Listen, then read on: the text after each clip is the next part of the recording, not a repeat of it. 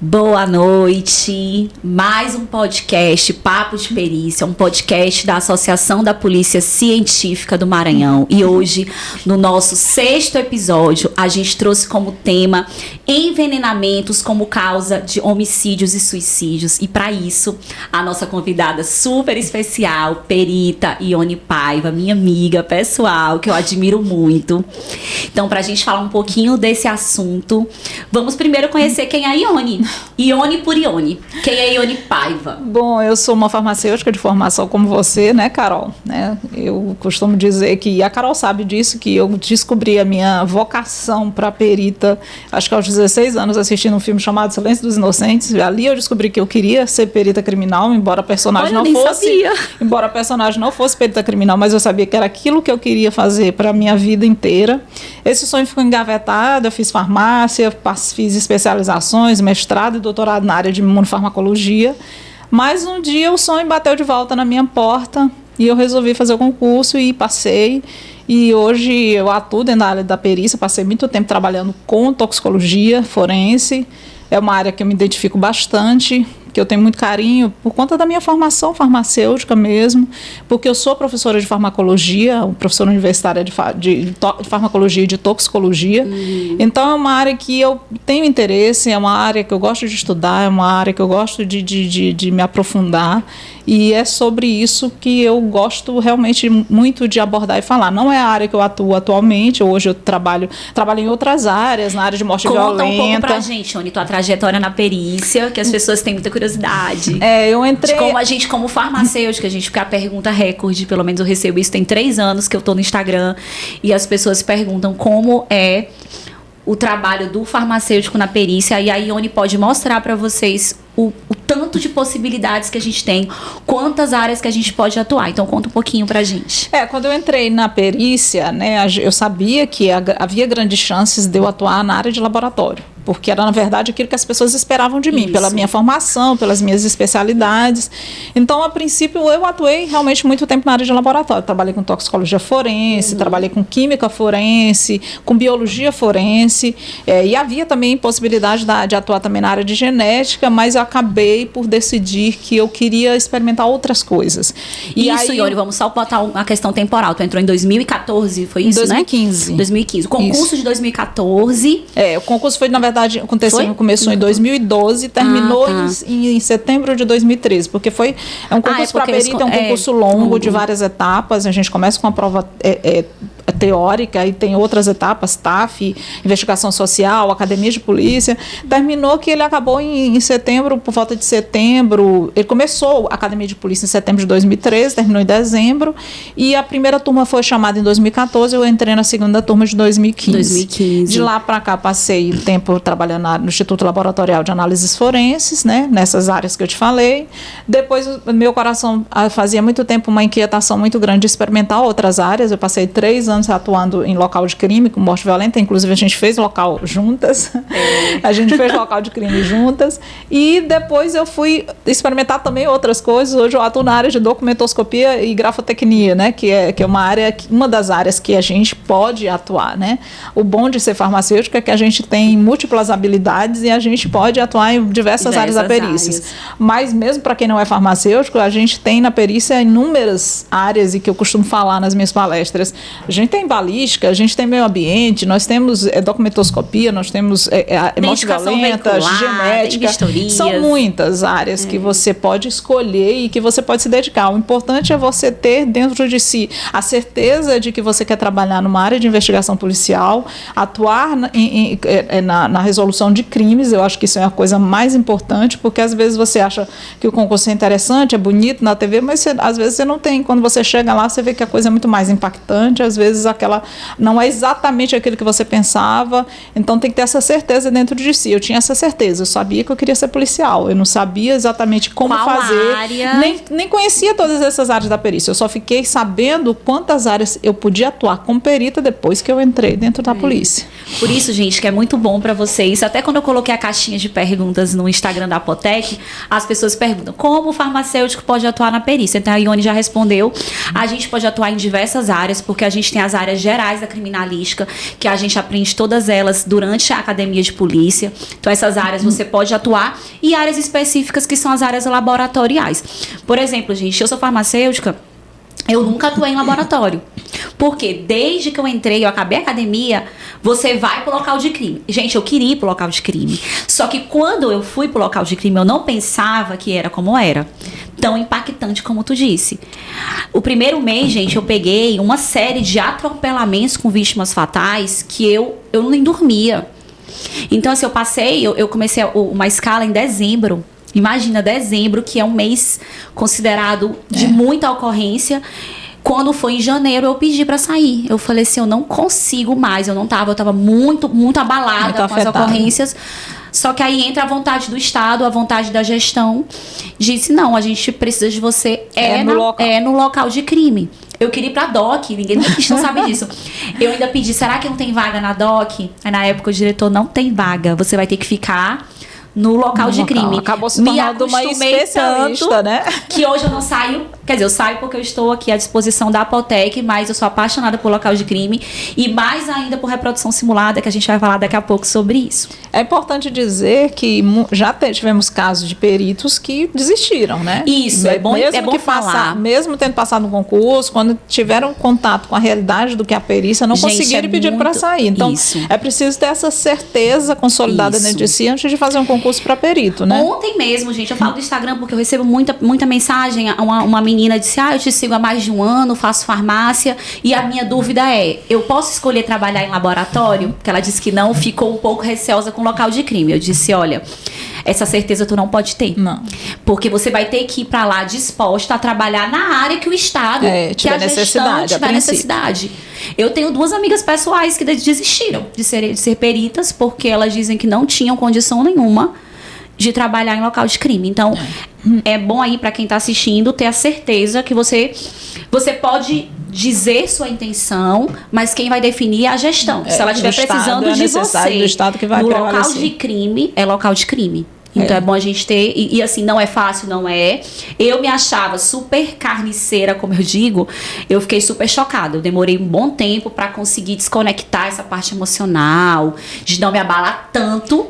No meu primeiro local, o primeiro local de crime que eu estive, de local de morte violenta, eu passei mais de um mês dormindo com a luz do banheiro ligada. Eu também. Gente, é uma coisa. Foi uma coisa assim muito chocante. Eu também. Fiquei com a luz ligada. E essa questão aí é muito importante falar, que é exatamente por isso que hoje, né, a gestão da perícia tenta fazer com que os próximos concursos sejam por área.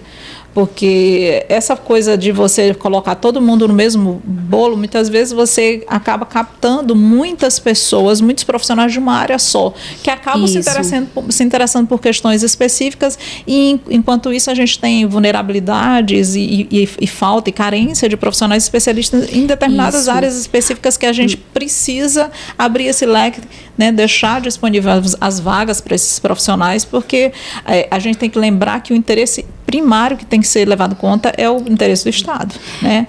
É a necessidade que a perícia tem hoje de algumas áreas específicas de atuação, inclusive áreas que hoje a gestão da perícia luta para tentar fazer um concurso mais específico, né, que destine o número de vagas específicas para cada área, para que cada pessoa possa atuar confortavelmente naquela área que ela se sinta mais tecnicamente ou que tenha uma habilidade maior e que possa prestar o seu serviço da melhor maneira possível.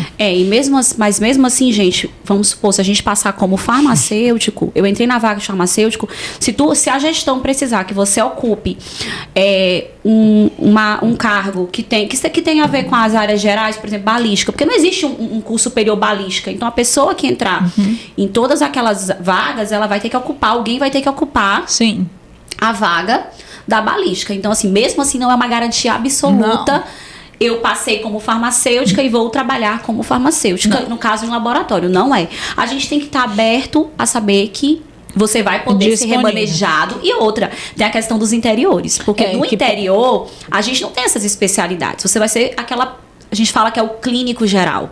Então, você vai ter que trabalhar onde... Eu trabalhei, gente, no interior muito tempo. Era tudo. Você fazia tudo. É patrimônio, é morte violenta, é vistoria, é identificação veicular. Então a gente tem que estar realmente, como é um concurso que hoje é um concurso difícil, você tem que saber da situação que você vai se deparar quando assumir o cargo. Sim, com certeza. Mas vamos fechar essa primeira parte. Eu quero dizer para vocês que, independente disso, que a gente fica um pouco assustada, é muito gratificante quando a gente descobre. Eu falo descobrir mesmo, gente, quando a gente se empenha. Eu e Ione, a gente teve um caso que foi quando a gente, assim, realmente, assim, ficamos muito empenhadas numa situação. E assim, quando a gente descobriu, assim, eu falei, cara, a gente matou o caso. A charada. Foram noites e noites e a gente, meu Deus, Ione, o que aconteceu? Ione, o que aconteceu? E a gente discutia, até que a gente chegou. Aconteceu isso. Gente, não tem nada mais gratificante. Não. É assim, aquele êxtase intelectual que a gente tem. Mas então, gente, é só para dar um panorama aí para vocês da questão do farmacêutico, que eu fiz questão de falar nesse podcast, porque nós duas somos farmacêuticas. Mas o objetivo hoje é falar um pouco mais da toxicologia forense.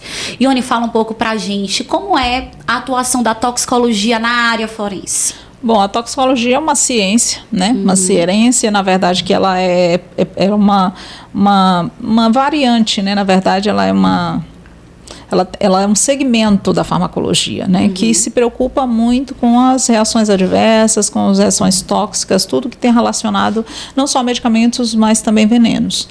Então, a toxicologia forense, para a gente, dentro da perícia, é uma atividade extremamente importante porque ela nos ajuda a desvendar as mortes provocadas por envenenamentos, sejam eles acidentais, sejam eles intencionais, produto de resultado de, por exemplo, homicídio, suicídio, mas é uma área vital na identificação dessa, vamos dizer assim, dessa qualificadora, porque o envenenamento ele entra como uma qualificadora.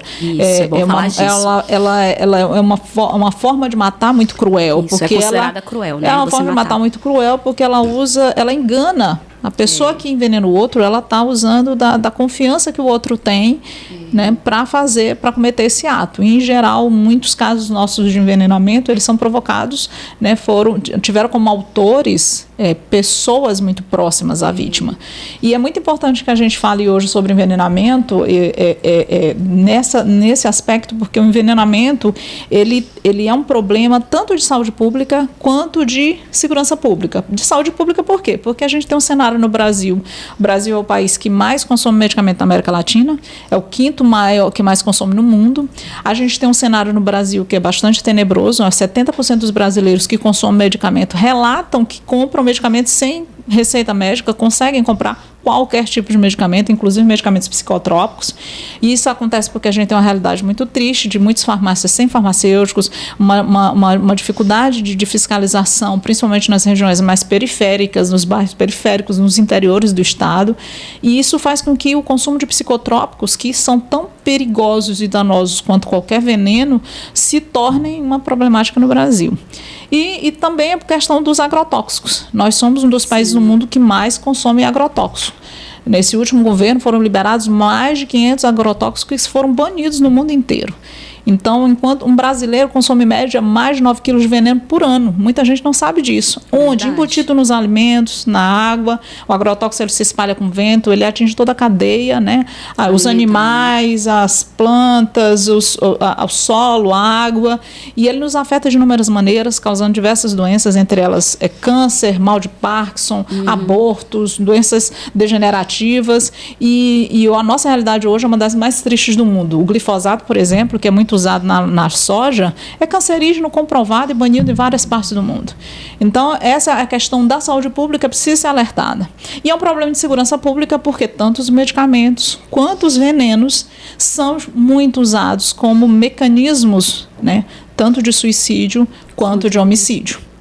O mecanismo de suicídio, normalmente, quem vai se suicidar por envenenamento, ele não faz questão de esconder que se envenenou. Então, ele é até mais fácil de esclarecer. A gente geralmente consegue encontrar vestígios no local, frascos, recipientes, ou até mesmo a pessoa deixa por escrito, né? Mas como quando o envenenamento é usado como mecanismo de homicídio, isso fica muito mais complexo, mais difícil, porque quem escolhe o veneno para matar alguém, ele escolhe por algumas razões específicas. Primeiro, ele não quer ser pego, Então ele quer passar incólume naquilo dali. Então ele sabe que como o veneno que ele escolheu pode provocar sintomas parecidos com doença, ele pode passar por aquilo ali sem ser identificado.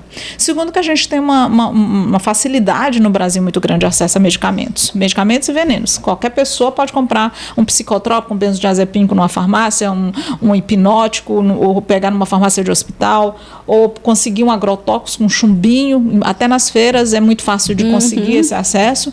E isso faz com que os mecanismos para cometer o envenenamento seja fácil. Né? Então a gente tem a questão da possibilidade do indivíduo sair impune, a gente tem a questão da confusão que as pessoas fazem quando chegam no hospital, e no Brasil nós não temos protocolos de investigações de envenenamentos nos hospitais, isso é preciso dizer. Nos Estados Unidos, por exemplo, em alguns países da Europa, existem protocolos, né? Pacientes chegam, qualquer sintoma que lembre mesmo longe um envenenamento, é aplicado o protocolo e se faz uma investigação completa da possibilidade de envenenamento. E normalmente você consegue, muitas vezes a pessoa é presa ainda na fase de investigação hospitalar. Nossa. No Brasil nós não temos. Então as pessoas chegam com sintomas inespecíficos nos hospitais, não se aplicam esses protocolos e às vezes a pessoa sai várias vezes do hospital com sintomas, tendo sido envenenado, e ninguém nem sequer desconfia, como é o caso famoso da Flor de Lis. Eu já ia falar isso. O esposo foi internado acho que 6 vezes, se não me engano, com febre, com envenenamento por arsênio. Ele tinha sintomas clássicos de envenenamento por arsênio. E ninguém nunca desconfiou isso no hospital. Ninguém nunca desconfiou no hospital. Ele teve nos maiores hospitais mais equipados do país. Como é que é o arsênio? Como é que é a intoxicação por arsênio? Por que ele é escolhido, né, nesse caso, para cometer um homicídio, né? Que era o que ela queria, porque a gente vai falar daqui a pouco sobre o caso Flor de Lis, mas ela tentou muitas vezes, né? Ela queria realmente matar o esposo. E hoje está até presa. O arsênio, ele é considerado o rei dos venenos. Por que ele é o rei dos venenos? Porque ele não tem cheiro, ele não tem gosto e ele não tem cor. Tá? O arsênio ele é utilizado historicamente para matar imperadores, reis, porque antes não havia nenhum método de você detectar a presença do arsênio. Então ele é um veneno que é fácil de adquirir. Hoje em dia, embora ele é usado na indústria, né, na fabricação de ligas, na fabricação de cerâmicas, de tintas, então não é difícil conseguir arsênio. Então o arsênio ele tem como mecanismo de ação, ele bloqueia mais de 200 enzimas no nosso organismo, enzimas importantes em processos metabólicos nossos, como por exemplo glicólise, respiração celular, e o bloqueio dessas enzimas faz com que o organismo realmente pare. Entendeu? Inclusive os sintomas que ele provoca dos piores é a própria parada respiratória. Então você não consegue respirar com o uso do arsênio. Então é muito como muitos dos nossos institutos no país ainda tem, por exemplo, a investigação da intoxicação por arsênio, ela é muito restrita à atividade forense. A gente não tem equipamentos, né, dentro de hospitais, de laboratórios de hospitais que tenham capacidade de detectar o arsênio, né? A pesquisa de metais, ela é uma pesquisa até dentro da área forense, é uma pesquisa à parte, né? A espectrometria de absorção atômica, ela é uma área à parte. Tem laboratórios forenses no país que não tem equipamentos para detectar o arsênio. Então, por ele ser um metal, por ele ser um veneno com uma atividade específica, é preciso ter equipamentos para a detecção dele. Então, desconfiar de um envenenamento por arsênio já seria um pouco difícil, já que as sintomatologias que ele provoca, por exemplo, a salivação, a náusea, a dor abdominal, porque você vai paralisando os músculos diafragmáticos. São muito parecidas. Então, no hospital se trata como se fosse um mal-estar comum e a pessoa entra e sai sem ser aplicado o protocolo. Vamos falar do caso Flor de Lis. Ela começou o que? Ela botava na comida, era? Ela começou a envenenar ele aos poucos. Envenenar aos poucos, em pequenas concentrações, em bebidas, em alimentos, acho que sucos e iogurtes que ela deixava. E acho que alguém chegou a tomar um pouco por acidente dentro da casa e passou mal. Foi quando se desconfiou dentro da casa que havia porque algumas pessoas da família sabiam que ele estava sendo envenenado. Inclusive, havia uma recomendação de que ninguém consumisse naquelas comidas dos que ele ia alimentos comer. que tinham dentro da geladeira, que eram dele, né? Porque eram aqueles que ele com certeza ia consumir. E isso foi durante muito tempo. O arsênio, ele pode matar tanto de forma aguda, dependendo da quantidade, isso que eu ia falar, ou quanto crônica, de forma crônica, né? sim. Existem casos relatados na literatura, principalmente nos Estados Unidos, onde se usou muito arsênio para se matar, onde a pessoa ia definhando aos poucos. Definhando aos poucos. Só que o arsênio, ele tem uma característica, ele deixa muitos vestígios que são perceptíveis para alguém que é da área forense, que sabe, que conhece o veneno. Por exemplo, ele costuma deixar mancha nas unhas brancas, ele costuma causar lesões de pele, né? Ele costuma causar muita queda de cabelo. Então é um envenenamento que te dá, se você é preparado para lidar com envenenamento, você vai desconfiar que ali tem um envenenamento por arsênio. Então, como eu disse, lá fora eles têm protocolos para envenenamento. Então, quando a pessoa chega com esses sintomas, né, esse definhamento gradativo, já se desconfia que alguém dentro da casa possa estar usando veneno para matar, porque o objetivo não é matar subitamente, porque uma morte súbita ia chamar muita atenção. Isso mesmo. O objetivo é você dar a impressão que a pessoa está doente, que está passando muito mal e que aquilo vai evoluindo e que aquilo vai levando à morte, né? A gente tem dezenas de casos de pessoas que morreram assim. Né? Então o arsênio, ele é um veneno muito cruel nesse aspecto e precisa ser falado também que o arsênio é cancerígeno. Pessoas que são gradativamente envenenadas ou têm contato com arsênio, mesmo na atividade de trabalho, podem desenvolver vários tipos de câncer.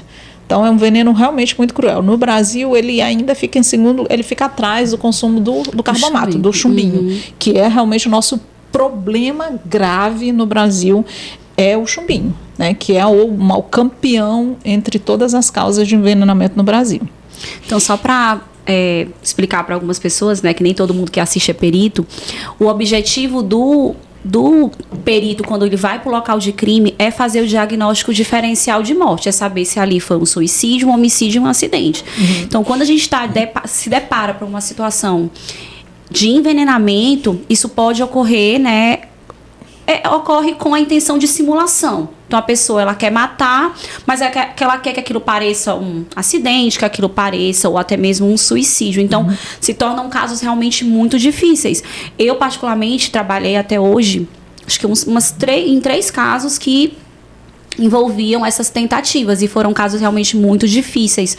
E a gente até trabalhou aí né, numa reprodução simulada que envolvia um caso de envenenamento.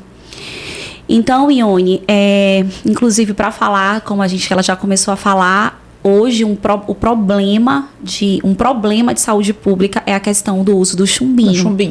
Então, vamos falar um pouco o que é o chumbinho. O chumbinho, na verdade, que a gente encontra de forma grosseira vendido por aí, na verdade é uma mistura. Que é para matar rato, né? Dizendo que é para matar rato. É uma mistura, na verdade, de vários componentes agrotóxicos, herbicidas, pesticidas que ficam ali naquela composição. Entre os componentes que estão ali dentro, né, estão substâncias como organofosforados e os carbamatos, né? É uma mistura que tem uma característica granulada, que durante muito tempo foi usada para matar rato, mas é preciso dizer que é um péssimo veneno de rato. É isso que eu queria entender. É um péssimo veneno para matar rato, porque eu até brinco com meus alunos quando eu vou falar sobre o chumbinho. Quem quer matar rato não use chumbinho, porque o chumbinho, ele é um veneno que ele mata muito rápido. Sim. Muito rápido. Então, o que acontece? Os ratos, eles têm por hábito o mais velho comer primeiro a comida. Se ele não morrer, os outros comem, né? Então, é um hábito entre eles, é um hábito dos ratos isso.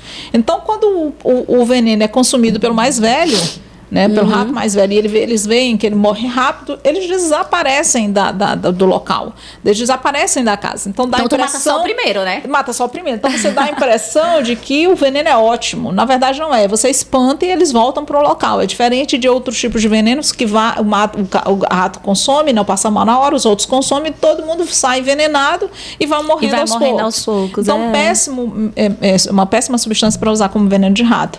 Fora o perigo dentro de casa para animais domésticos e o perigo para as crianças e idosos dentro de uma casa guardar um veneno de alta periculosidade como o chumbinho. O chumbinho está proibido desde 2012, mas infelizmente é uma proibição que é difícil de conter, porque só o que você olha na feira, na Rua Grande, ainda tem um monte de gente que vende. conseguem criar um mercado ilícito do chumbinho, sim, que alimentam várias partes do país, várias feiras. É o veneno mais fácil de você adquirir, infelizmente, até hoje.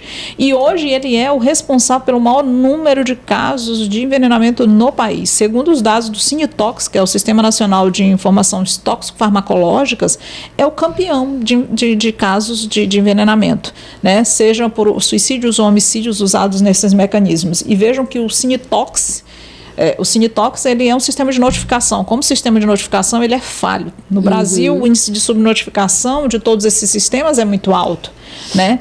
Mas o Cinetox, ele relata que no Brasil nós temos cerca de 5 milhões de casos de intoxicações exógenas.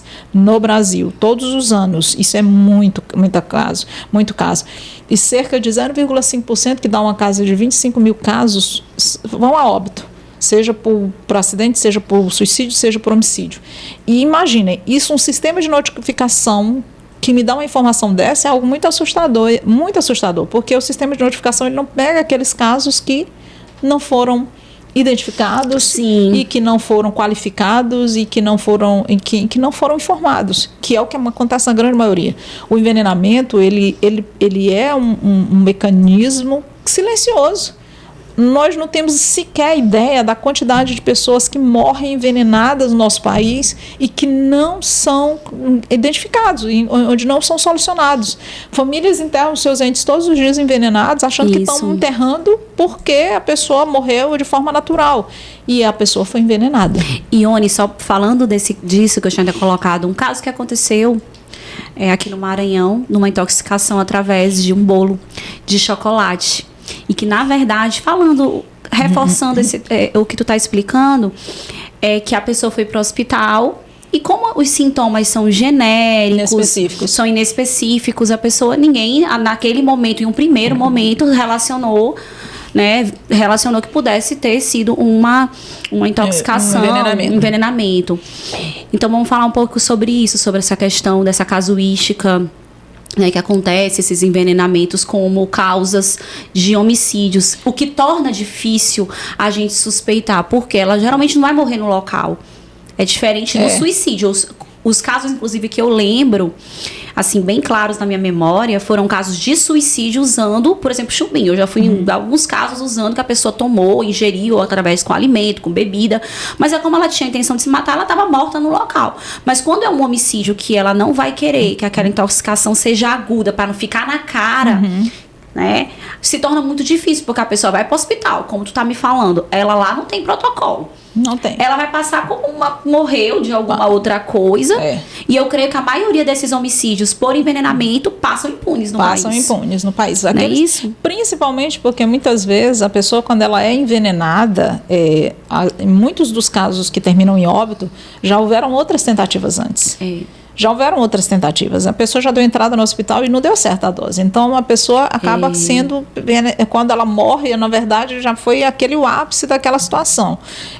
A gente tem uma dificuldade. Por exemplo, o chumbinho, ele inibe uma enzima específica, a acetilcolinesterase, que degrada a acetilcolina. E aí, essa acetilcolina concentrada nas sinapses provoca toda espécie de sintomatologia, assim, alorreia, náusea, vômito, dor abdominal, porque os músculos diafragmáticos param, né? A pessoa pode ter convulsões e acaba morrendo por conta disso. Só que esses sintomas, eles são muito parecidos com um sintoma, um sintoma, por exemplo, gastrointestinal, infecção gastrointestinal. Só que é importante informar para as pessoas que existem algumas características de diferença que pode fazer você desconfiar. Se você percebe que ao consumir uma substância, você está percebendo que você está tendo confusão mental, a visão está ficando turva, a dor abdominal excessiva, isso não é sintoma de intoxicação alimentar. A intoxicação alimentar não vai provocar isso. A convulsão não vai provocar, dificilmente uma intoxicação alimentar chega nesse quadro de convulsão. Então, diante desses sintomas, é preciso desconfiar imediatamente de um envenenamento, seja ele acidental, seja ele intencional. Quando a pessoa se suicida, eu tive um caso de uma suicida, né, que tentou por 18 vezes a autoeliminação. 18 vezes. Ela dava entrada rotineiramente, tentou várias doses de vários medicamentos. A última dose, ela tomou uma dose letal de barbitúrico e morreu no hospital. né? E nesse caso a família já sabia que era envenenamento porque encontrou os frascos, os medicamentos em casa. Mas o uso do chumbinho como mecanismo de homicídio, ele é muito comum no Brasil. Entre casais, entre namorados, é muito comum entre casais, né? Morte de um dos parceiros. Existe as mulheres, na verdade, historicamente, elas são sempre as maiores vítimas, né? Segundo os dados do Cinetox, são as que mais são vítimas dos envenenamentos. Mas, segundo as informações forenses também que nós temos, elas também são as principais que mais utilizam o recurso do veneno, tanto para se matar quanto para matar o outro, né? Embora existam também muitos casos que a gente pegue de parceiros que matem as esposas. A gente teve um caso em Timon, que a gente até falou sobre isso, né? A moça, o marido estava tendo um caso e tentou matar a mulher, levou um bolo de chocolate envenenado para a mulher, levou uma pizza para as crianças, entreteu as crianças com a pizza e matou a mãe, né? E só a tia desconfiou durante o velório, porque ela já sabia daquele histórico que ela estava tendo muito conflito com o marido e que o marido estava tendo um caso e que já tinha inclusive ameaçado ela e que achou muito estranha aquela morte súbita na madrugada e exigiu que o delegado levasse o corpo. E quando foram feitos os exames por mim das vísceras, deram positivos para organofosforato carbomato em todas as vísceras dela. Levaram restos alimentares da pizza, não tinha veneno. Levaram do bolo de chocolate, tinha veneno no bolo de chocolate. E isso é comum. A gente vê um caso agora de repercussão nacional, que todo mundo falou, todo mundo viu, que foi o caso da moça Lindaci, no Rio de Janeiro, que recebeu um presente de manhã cedo no seu salão, que foi um bombom de chocolate. Eram flores, né? Eram flores com bombons. Flores e bombons de chocolate. A princípio ela ficou muito desconfiada, né? Porque não sabia quem tinha mandado, não havia bilhete. Ela não quis consumir. E aí ela começou a ligar para várias pessoas perguntando se alguém tinha mandado, todo mundo dizia que não. Aí ela ligou para o ex-marido, meu ex-marido fez uma graça, fui eu, pode consumir. Mas ele fez uma graça querendo ganhar ibope com ela. Não fui eu, pode comer. E aí ela consumiu, e outras pessoas no salão também consumiram. Deu entrada no hospital, passando mal, e só depois que entrou entrada no hospital foi que das pessoas ligadas à família percebeu que no bombom tinha um granulado estranho e levou para alguém do hospital ver, perguntou o que podia ser aquilo ali e a pessoa identificou o veneno. Se fosse ela tivesse ido sozinha envenenada para o hospital, talvez ninguém tivesse desconfiado, ela teria morrido sem nenhuma explicação, mas alguém estava lá para mostrar os farelos e a pessoa que estava no hospital, olha, isso é chumbinho, né? E aí foram investigar e descobriram que a pessoa que tinha mandado o bombom de chocolate para ela, na verdade, era uma pessoa que estava namorando com uma mulher chamada Suzane, que estava namorando com um ex-namorado dela, né? E tinha ciúmes dela porque ele ainda não tinha cortado o vínculo com ela, né? Continuava amigo dela e continuava tendo contato, ela tinha uma boa relação com os ex-namorados, ex-maridos, era uma característica dela, e a Suzane não aceitava isso e resolveu mandar esse presente inusitado e que resultou na morte dela. Então o chumbinho ele é um mecanismo mais usado hoje para envenenar as pessoas. No Brasil não existe um outro veneno mais usado.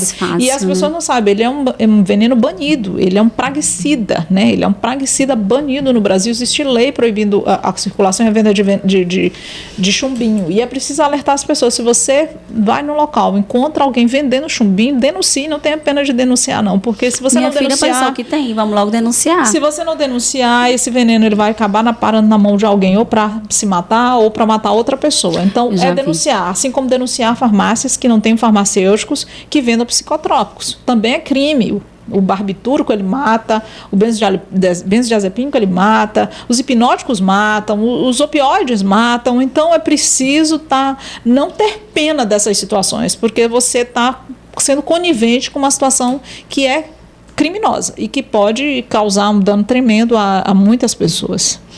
E, Ione, vamos falar um pouquinho dos exames periciais, exames laboratoriais que são feitos, né, em pessoas com suspeitas de envenenamento. Como é que é feito isso? Quando o corpo dá entrada no IML, dentro do IML, como é o trabalho do médico, quais são as matrizes, o que o médico retira do corpo da vítima para enviar para o laboratório, como é que vocês tratam essas amostras? Olha, em geral, a verdade é que um bom local de crime essa coleta começa lá. Deveria na verdade, vamos falar de duas situações. O que o perito do local coleta e o que ele pode suspeitar, situações suspeitas de envenenamento, e tanto a questão do que o médico, qual o papel do médico, o que o médico envia pro laboratório, né? Das partes de vísceras e tal. Então, quando o perito chega no local, onde não há uma causa evidente da morte, né? Uma arma de fogo, um disparo de arma de fogo, uma lesão por arma branca, é preciso que ele sempre desconfie da possibilidade de estar diante de um envenenamento. Nunca pense, lógico, isso foi uma morte natural. Não, essa é a última coisa que um perito deve pensar. Né? Então, ele tem que desconfiar. E aí, de posse dessa desconfiança, ele deve observar o local.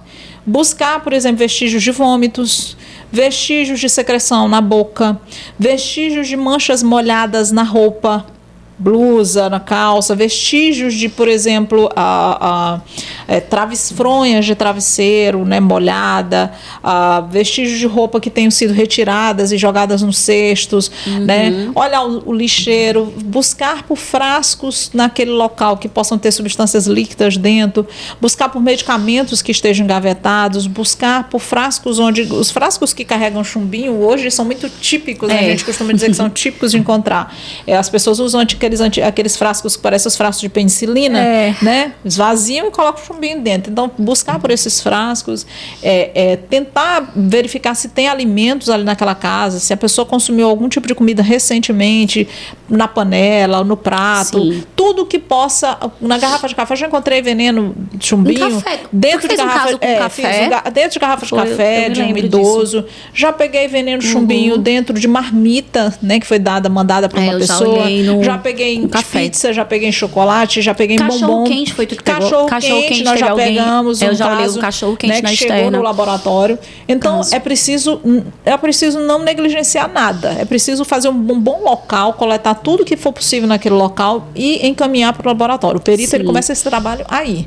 Chegando o corpo no IML, ele vai passar por uma necrópsia. Né? Sim. Na necrópsia, aquele corpo ele vai ser aberto e o médico legista vai retirar aquilo que a gente chama de matrizes, né? Onde a gente pode investigar alguns tipos de venenos. Nós podemos usar muitos tipos de matrizes. Nós podemos usar o sangue, né? É possível usar a urina, é possível usar vários órgãos viscerais. Os mais usados que a gente usa são o estômago. No estômago, muitas vezes, quando é chumbinho, a gente ainda consegue encontrar resíduos de chumbinho dentro do estômago. A ele mesmo, os grânulos, né? É costumeiro a gente encontrar, né? O fígado é importante também que a gente consiga também uma parte do fígado, é o órgão principal de metabolismo no nosso organismo. O cérebro, né? Alguns medicamentos têm uma afinidade muito grande para o cérebro, barbitúrico, os benzodiazepínicos, as anfetaminas, elas vão rapidamente para o cérebro. Então, acaba que essa víscera se torna uma víscera importante no processo de investigação. Mas todas as vísceras a gente pode usar. Lembrando que, por exemplo, matrizes como cabelo. O cabelo é uma discussão muito importante. Dá para investigar a causa da morte pelo cabelo? Dá. O cabelo é muito importante dizer que tudo que a gente consome, né, os metabólitos acabam sendo captados pelo nosso cabelo, né? Por exemplo, se você tem uma suspeita de uma causa de envenenamento antiga e que você acha que a pessoa realmente foi envenenada, o cabelo é realmente a matriz mais importante, porque a urina, o sangue, isso tudo em poucas horas é metabolizado e vai embora. Mas o cabelo vai ficar. Aquela informação vai ficar. Então, para cada centímetro de cabelo nosso que cresce, né, a gente tem uma concentração que pode ter sido consumida ali em torno de um mês de veneno, né? Então, você tem que recolher do cerne, mas né? Isso é feito depois? Não aqui. Aqui nós não temos técnica para identificar no cabelo, aqui em São Luís do Maranhão, mas em outros estados, quando é uma... É protocolo, por exemplo, do IML, por exemplo, pegar um pedaço? Não, aqui não. Aqui não se faz isso. Deveria ser protocolo toda vez que a gente tem uma morte de causa não muito clara, guardada. Deveria ser adotado, o ideal que fosse. Mas hoje em dia, basicamente, só se procura pelo cabelo quando você tem uma denúncia tardia. A pessoa morreu, ninguém sabe a causa e, de repente, no meio da investigação, se desconfia que foi um envenenamento. Aí você faz o que os médicos pedem? Pedem uma exumação, recolhe aquele cabelo e faz uma investigação específica. Isso dá trabalho, isso é complicado, envolve uma coisa que é muito difícil, que é a exumação.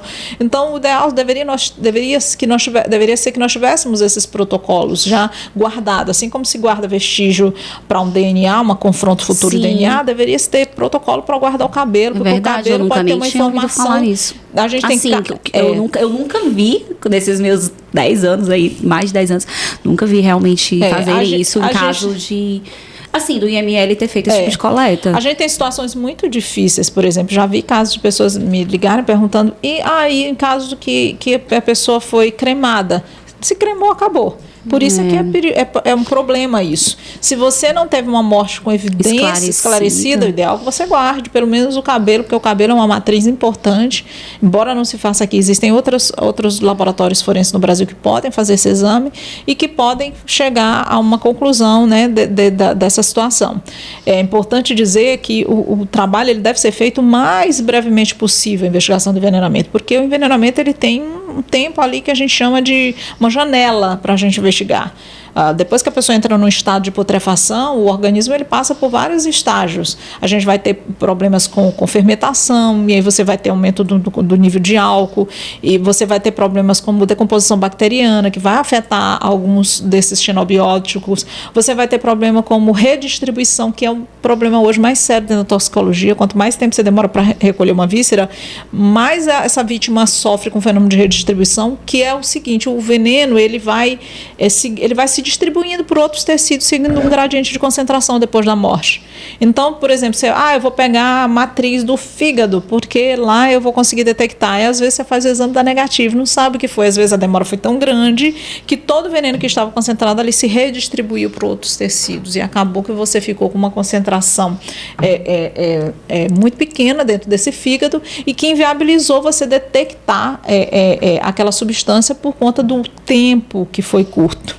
Esse exame toxicológico ele tem um tempo que a gente recomenda que seja feito ali dentro, no pós-morte e no antemorte.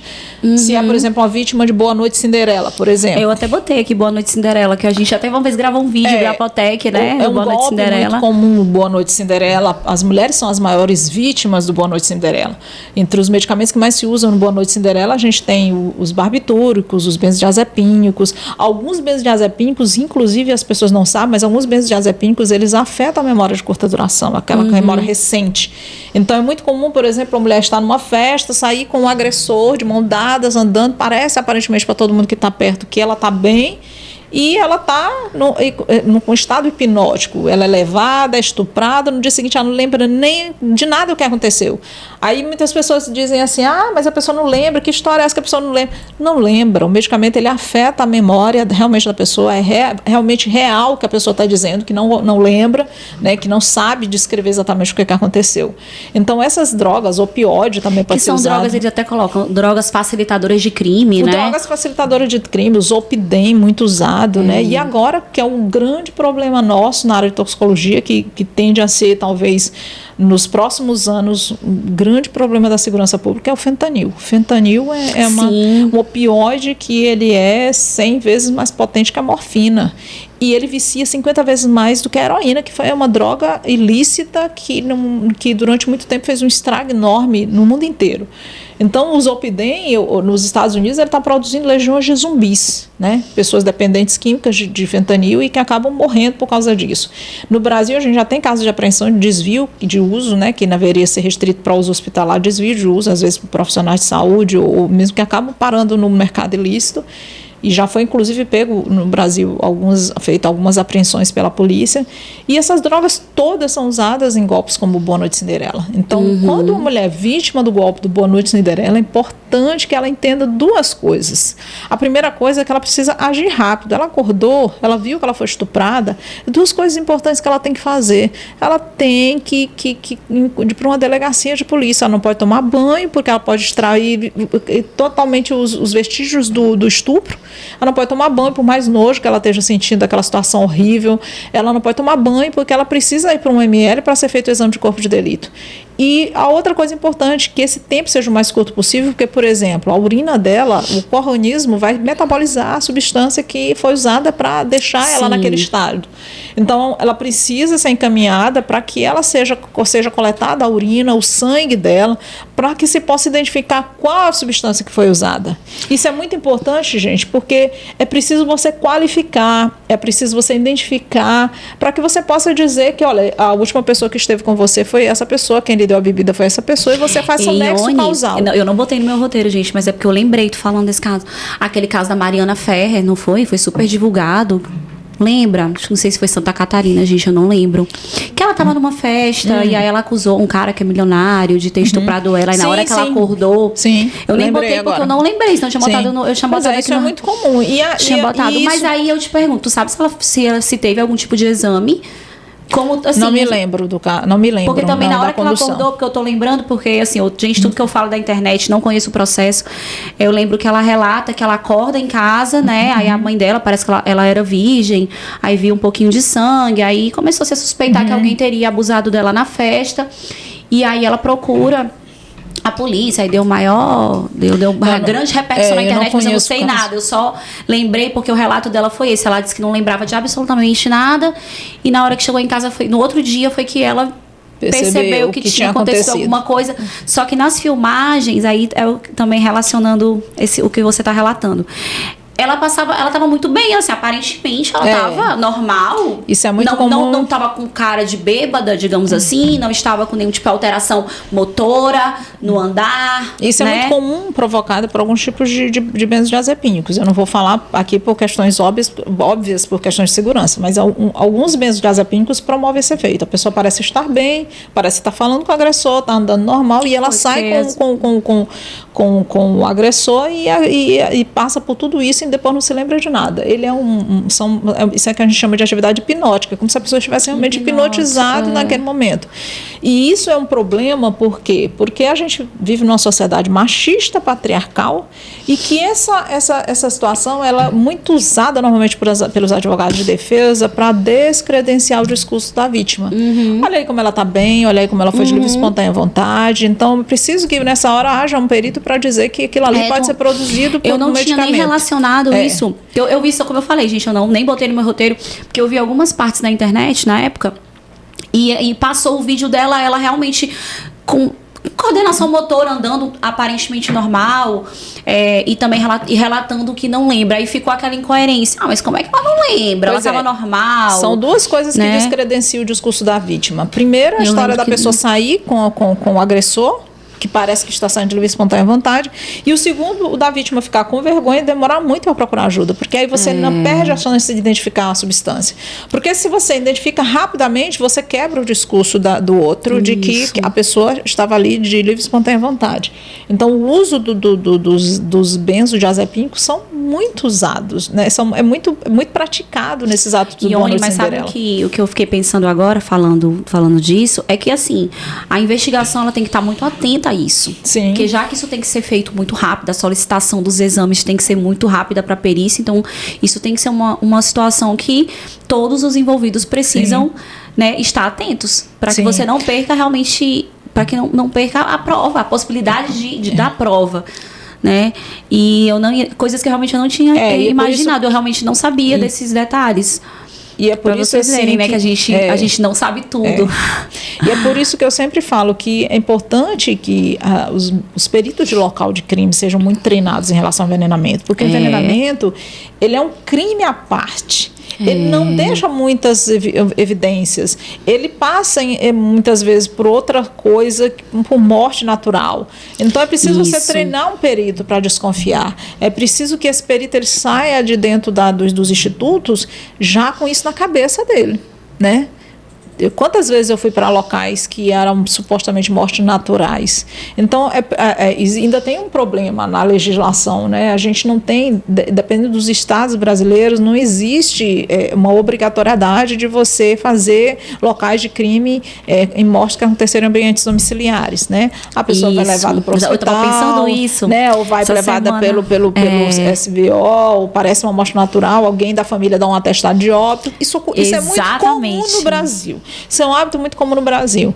Então, alguns estados já começaram a mexer nessa legislação e obrigar que toda morte que aconteça em ambiente domiciliar seja obrigatório um protocolo, um exame de local de crime, para que o perito diga, não, aqui está tudo beleza, pode levar, que não teve risco, não tem chance de ter sido uma morte por envenenamento.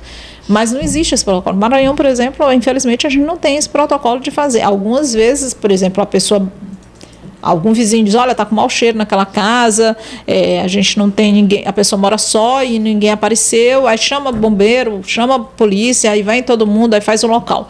Mas em situações onde a pessoa mora com outras pessoas dentro de casa, a família acha que foi morte natural, acha que não tem nenhum motivo ali para chamar polícia, na verdade quer ver a polícia longe daquela situação. E como a gente estava conversando, que a pessoa geralmente começa a botar doses menores para fazer uma intoxicação crônica, não é algo para que pareça que é algo que ela já vem passando mal há muito tempo. O caso que me sensibilizou muito, eu para fazer esse podcast, eu estava escolhendo alguns casos de repercussão. O caso do Bernardo, o Bernardo Boldrini, que foi um menino de 11 anos que foi encontrado, né? Ele desapareceu, né? E depois foi encontrado morto. Era uma criança que tinha um problema familiar, né? Ele morava com a madrasta e com a mãe. A mãe, inclusive, já tinha se suicidado na frente do pai. E ele tinha esses problemas familiares. De repente, a criança, ela desaparece, foi tida como desaparecida. E, graças a Deus, a investigação, o trabalho de investigação da perícia foi fantástico no caso dele. E conseguiu apontar, né, os suspeitos, conseguiu ver o que tinha de fato acontecido. E nesse caso, a gente tem um caso em que é usado um medicamento, né, para matar a criança. Como é que foi o caso, Ione, do Bernardo? Do Bernardo Boldrini, ele era filho do Leandro Boldrini, que era um médico, o Leandro Boldrini é médico. E ele foi casado, a mãe dele cometeu suicídio anos antes, e essa criança vinha sendo vítima toda de uma série de torturas dentro de casa psicológica. No dia exatamente que ele foi dado como desaparecido, ele relatou ao pai que a criança tinha ido dormir na casa de um coleguinha, para casa de um colega, e que quando ele chegou lá, a criança não estava. Aí foi que acionaram a polícia. A polícia fez um trabalho muito interessante, né, porque seguiu todo o trajeto do momento que ele foi pego pela madrasta, né, a Graciela, se não me engano. Graciela, uma enfermeira, né? Uma enfermeira, ela era uma enfermeira, junto com uma amiga, Edvânia, se não me engano, na época. Assistente social. Que elas duas se juntaram, pegaram o carro e levaram essa criança dentro do carro. Foi dada uma dose, a princípio, de benzodiazepínico na forma de comprimido para a criança tomar, dizendo que era um medicamento para enjoo. Ela disse que estava indo buscar uma coisa numa cidadezinha vizinha, que depois iria para casa, deu um medicamento para ele, que supostamente que era para ele não enjoar, e ele aceitou tomar. Logo ali ele apagou, depois dele apagado, elas deram uma dose letal de midazolam, e essa dose letal fez com que a criança fosse a óbito. Elas enterraram numa cova rasa, próximo a alguns quilômetros da cidade de Três Passos, no Rio Grande do Sul, onde era onde eles moravam. E depois que eles colocaram nessa cova rasa, eles adicionaram a soda cáustica, que era para diminuir o mau cheiro, né, para não chamar a atenção de ninguém nas proximidades. Não sabe, a gente descobre esses corpos, né, por causa do cheiro. Talvez ninguém chama nunca a atenção nem das pessoas próximas. E aí a polícia, pegando as gravações, ver o trajeto que elas circularam e conseguiram nesse processo chegar às duas figuras que estavam com a criança, né? A mãe, depois acho que uma delas denunciou, acho que a amiga da madrasta denunciou que eles tinham pego a criança e que tinham enterrado, chegaram na sepultura, identificaram o corpo.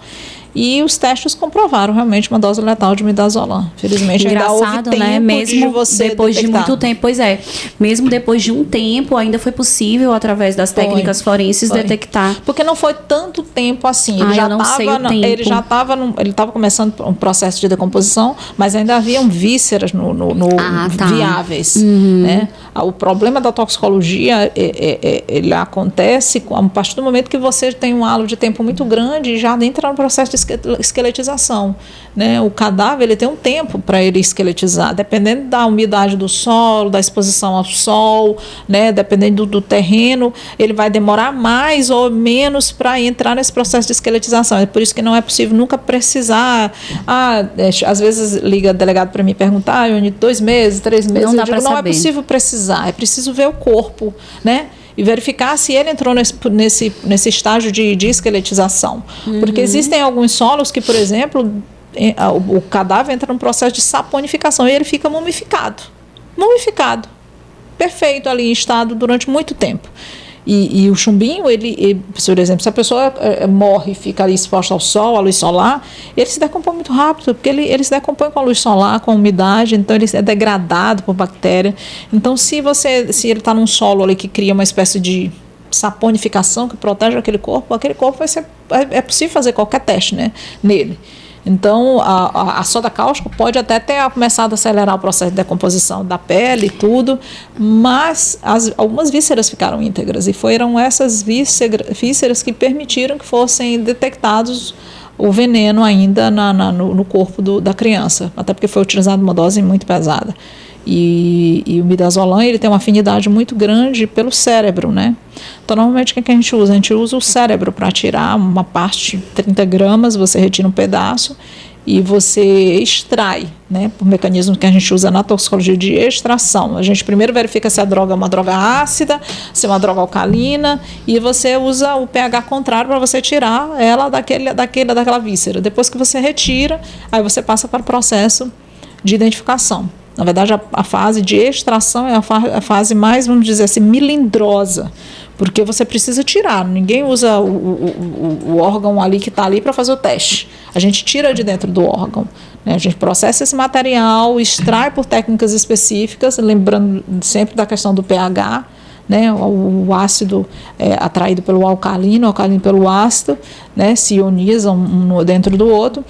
E aí, a partir daí, você entra no processo de identificação. Então, normalmente, medicamentos como benzodiazepínicos, barbitúricos, anfetaminas, cocaína, eles se concentram mais no cérebro. A maconha se concentra mais no tecido adiposo, nas fezes, onde ela é minada. Uma dúvida até que eu estava pensando aqui sobre o caso mesmo.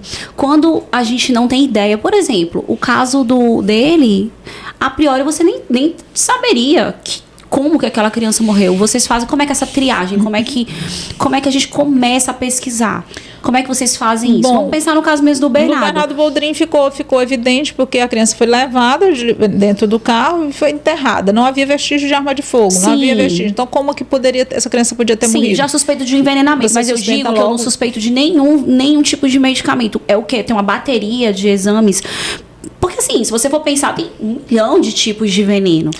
Entende? É uma dúvida até que eu tinha como perita de local, gente. Assim, como é que vocês começam a investigação? Porque vamos supor. Na verdade, eu falo chumbinho porque, os casos que eu me lembro, eu peguei alguns casos de medicamento, mas chumbinho, porque tem aquela baba, tem algumas características bem evidentes. Mas se eu nem desconfiar, como é que vocês começam a fazer essa pesquisa? Como é que funciona? Primeiramente, eu preciso te dizer que é preciso desconfiar no local, porque esse cadáver só vai para o IML se você desconfiar, né? Tá. Foi para o IML, quem decide, quem solicita o exame é o médico. Todas as informações do local, qualquer coisa é importante para que o médico solicite para que o médico solicite, porque todo cadáver que é encontrado no local em situação suspeita, ele é levado para o IML. Sim. No IML, assim como nos hospitais, quem vai solicitar... Não tem o protocolo, não tem aquele ritual, não tem aquele protocolo de praxe de dizer, olha, eu vou fazer uma bateria. Então eu já tenho que ter pelo menos assim, olha, eu acho que pode ser, pelas circunstâncias que eu estou vendo aqui, a gente vai suspeitar de um envenenamento. Sim. Só que eu não tenho ideia, muita gente falando, eu não tenho ideia, pode ter sido, mas como é que vocês começam a suspeitar de alguma coisa? Como é que funciona? Isso é uma dúvida mesmo minha. Então, o médico legista é quem vai fazer essa requisição. Ele que vai desconfiar e fazer uma requisição para os laboratórios forenses. Normalmente, aqui no Maranhão, como é que faz? Ele tem uma requisição padrão, com vários tipos de venenos, e ele vai marcar aquele que ele quer que sejam feitas a investigação, né? Normalmente, existe uma triagem padrão, básica que se faz. Pois é, faz aquela básica, por exemplo. Tem uma triagem básica. Você falou, sei lá, benzodiazepínicos, nós temos uma triagem, básica que se faz de pesquisa, e a partir daquela pesquisa você divulga um resultado. O que acontece? Nós temos no universo da farmacologia e toxicologia uma gama muito grande de medicamentos e venenos. Pois Não é possível você abrigar um leque tão grande, mas nós temos equipamentos hoje muito bons, como um cromatógrafo gasoso que tem hoje, por exemplo, aqui no Maranhão e em muitos estados do Brasil. Vamos falar também o que a gente tem no Maranhão, como é que está essa parte no Maranhão? O cromatógrafo gasoso acoplado à espectrofotometria de massa, ele é um equipamento muito avançado, ele consegue fazer um leque de buscas dentro de uma biblioteca que ele já tem dentro dele de comparação. Certo. Então, a chance dele identificar é muito grande, né? Se estiver dentro do limite de sensibilidade dele, a chance dele identificar é muito grande. Então, ele capta aquela substância, ele compara com aquele perfil, naquela biblioteca que a gente chama dentro dele, e a partir dali ele informa o resultado da substância que foi encontrada. Mas para isso é preciso antes, como eu disse, haja uma desconfiança em local, para que o médico legista desconfie. Na verdade, Ione, até o caso que a gente trabalhou, a gente tem que ter um trabalho que é em equipe. Um trabalho que é em equipe. Porque não adianta você chegar e mandar um monte de coisa pro laboratório no escuro, sem saber de absolutamente nada. Tudo é importante, qualquer coisa que a gente suspeite, pelo menos eu fazia, né? Eu sempre falava pro médico, eu mesmo ia no IML, olha, eu vi isso, eu acho que isso aqui pode ser isso. Muito importante. Então, assim, a gente também tem que lembrar que o trabalho policial, ele é um trabalho de equipe. Sim. Todo mundo tem que estar conectado para que a gente consiga fluir e solucionar aquele crime. Não pode ser um trabalho individual. E é importante a gente não entregar os pontos diante da primeiro... Não consegui identificar ainda. Não vamos desistir. Isso. A gente não achou agora nos primeiros testes, mas a gente pode achar outra coisa depois. Isso é importante. Isso é importante não só para o perito local, mas para o perito de laboratório. É importante que a gente tenha esse espírito de não desistir. As dificuldades, elas vão estar lá. Quem tenta matar, ele não está procurando uma coisa que seja fácil de achar. Então, ele vai ter recursos lá de toda espécie para dificultar aquele achado. Então, a gente não pode desistir. Não encontrou nas roupas, vamos encontrar nas secreções. Não encontrou na secreção, vamos procurar nas vísceras. Os primeiros testes não foram possíveis de detectar. Vamos tentar outros testes, vamos tentar outras metodologias. É importante a gente ter esse espírito combativo de não desistir. Sabe também, Ione, eu estava pensando a questão que, para as pessoas também saberem, quando a gente não tem a tecnologia, um equipamento aqui no Maranhão específico, a gente tem o recurso de poder fazer convênios com outros laboratórios que sejam mais equipados que o Maranhão. Então, quando a gente não tem isso, a gente faz. Né? Vocês fazem isso para que a gente não perca, para que a gente não prejudique não perca o vestígio e prejudique a investigação. Por isso também é o motivo, que é bom falar, já que a gente está na internet, que às vezes as pessoas falam assim, mas está demorando. Mas é por isso que pode demorar. Primeiro que você nem sabe, é um trabalho difícil, um trabalho que tem poucos profissionais, e se acontecer uma situação que você não tenha um equipamento aqui no Maranhão, que você não consiga solucionar a nível de Maranhão por uma questão de uma deficiência tecnológica, a gente vai ter que fazer um convênio, mandar um perito ir para outro estado e fazer todo o trabalho em outro estado. Então, às vezes, é por isso que não é tão rápido. Não, as pessoas têm que entender que o trabalho da perícia, ele não pode ser feito assim, rapidamente. É um trabalho de um esforço tremendo que é feito se tentando dia a dia conseguir chegar naquela resposta. Em relação à tecnologia no Maranhão, nós temos melhorado nos últimos anos e há uma previsão de melhora muito grande. A gente tem, nesse momento, existem convênios federais em andamento para compra de equipamentos para o Instituto Laboratorial de Análise Forense, né? Equipamentos como o FTIR, que é muito importante exatamente nessa área de envenenamentos, medicamentos e venenos, e outros equipamentos também importantes para a gente melhorar esse parque tecnológico que hoje nós temos dentro da perícia para ajudar na resolução desse tipo de crimes. Isso, muito bom. Então, para as pessoas precisam entender isso. E o que vai ser adquirido mais um cromatógrafo gasoso. A intenção é você equipar não só a capital, mas foi o último que eu coloquei aqui como nosso tópico. Mas equipar o interior também. Se esse processo essa tecnologia que a gente está falando praticamente é concentrado em São Luís. A maioria da tecnologia é concentrada. Os outros dois laboratórios tem uma restrição muito grande do número de exames que eles fazem, que é Timon e Imperatriz. Principalmente na área de toxicologia, que praticamente tudo é encaminhado para cá. Então, tudo imagina, que é coletado lá é encaminhado ainda para cá. É mais um problema que vai fazer com que os exames demorem muito. Além de você não ter a tecnologia no interior, você vem para a capital, o número de peritos é reduzido. Então, gente... É muito grande. A gente precisa muito... Às vezes a amostra fica congelada até que ela chegue na vez dela para ser feita. Então, nada é muito rápido.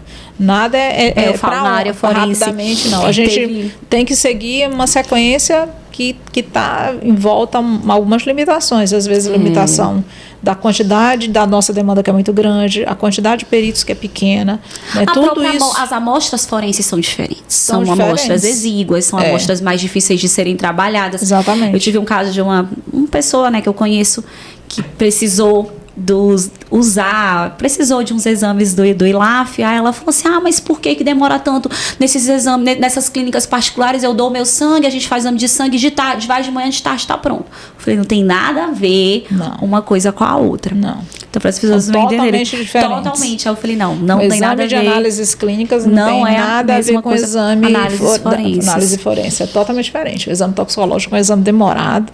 Ele passa por várias fases. Às vezes você faz uma extração num dia, vai fazer o outro exame 2, 3 dias depois. São etapas, né, que ele vai passando. Eu lembro que a gente trabalhou, foi muitos dias para conseguir extrair, só para chegar nessa extração. Às vezes a extração não dá certo, você tem que tentar novamente. Então você passa dias naquele processo de extração. Aí que você seleciona aquele concentrado e você vai colocar no equipamento. Então não pode ser, não é nada rápido. Então a gente não, às vezes pensa assim, por exemplo, o caso do Michael Jackson. Quanto tempo Michael Jackson demoraram para divulgar o laudo do Michael Jackson? Uma celebridade. Imagina. Não foi rápido, demorou acho que um mês, sei lá, mais de um mês, eu não sei quanto tempo foi, mas em geral todas as celebridades se demoram muito, exatamente por isso, você tem que cumprir todas aquelas etapas, você tem que extrair o máximo de informações que você puder para que você possa chegar a uma resposta que seja realmente a resposta que você está procurando para aquela situação, né? A gente tem que procurar a verdade, né? A verdade para que a gente possa fazer a justiça. Exatamente. Então, gente, toda vez eu falo, se a gente for conversar, a conversa ela não vai acabar. A gente tem que colocar que a gente faz um roteirozinho. Então, Ione, foi muito bom ter os esclarecimentos aqui. Até pra gente, pra mim como perita, para os peritos que geralmente assistem o podcast e para as pessoas que são apaixonadas. Eu acho que eu me sinto muito grata de ter uma legião de pessoas. Você que é professora, fala com mais propriedade do que eu. A gente tem uma legião de pessoas apaixonadas pela perícia, apaixonadas pela ciência, assim como nós. Mas a gente ainda precisa de muito, principalmente aqui no Maranhão, a gente ainda tem muito pouco profissional, a nossa estrutura ainda é muito deficiente. Mas eu creio que nos próximos anos a gente dê uma boa alavancada aí na nossa carreira. É o que todos nós torcemos, né? Que a perícia seja vista, seja valorizada, que ela precisa ser vista, né? Seja valorizada. É onde está a verdade. A gente sempre fala onde está a verdade. É a perícia que materializa todas as provas, é a perícia que garante que seja feita justiça nos processos, né? Para que o juiz possa fazer aquele julgamento da forma mais acertada possível. É a perícia que garante que o inocente consiga provar sua inocência e que o culpado seja condenado e que o inocente seja realmente inocente. Então não existe um outro mecanismo. Se você vai por outros caminhos, a verdade é que você vulnerabiliza o processo e deixa essa situação completamente facilitada para que esse culpado acabe solto, né? Impune, né? Então a perícia ela precisa ser valorizada nesse sentido, que nós somos uma equipe que é pequena, nós somos poucos peritos no Brasil, nós temos dependendo dos estados, esse número é bastante limitado, como aqui no Maranhão. Só que, gente, o Maranhão é o pior, um dos piores. Na verdade, eu acho que é o pior. É um perito. A ONU recomenda um perito para cada 5 mil habitantes. O Maranhão tem um perito para 33 mil habitantes. É uma situação gravíssima. Então, ou seja, a gente não tem, eu sempre falo todas as vezes, a gente não tem, a perícia é um privilégio de alguns. É um privilégio, eu sempre falo isso. A perícia não é vista como um direito humano de todos os cidadãos brasileiros, maranhenses. Aqui ela é um privilégio. Um privilégio você contar com um trabalho pericial numa situação de morte violenta. E isso não é para acontecer. É preciso que a justiça seja para todos. E para que a justiça seja para todos, a gente tem que garantir número de peritos suficientes, estrutura pericial adequada. Infelizmente, a nossa é uma das mais nossa interiorização, eu acho, uma das mais precárias do país. Precisa que os nossos governantes olhem para essa situação e vejam e valorizem a perícia como ela precisa ser valorizada. Isso. Então, gente, segurança pública não é só viatura na rua. Não. Então, Ione, obrigada pela contribuição. E é isso, gente. Mas semana que vem tem o próximo podcast. Eu que agradeço, Carol. Agradeço a você pelo carinho do convite e cumprimento todos os seus seguidores da Apotec na sua pessoa. E pode contar comigo toda vez que precisar. Um beijo a todos.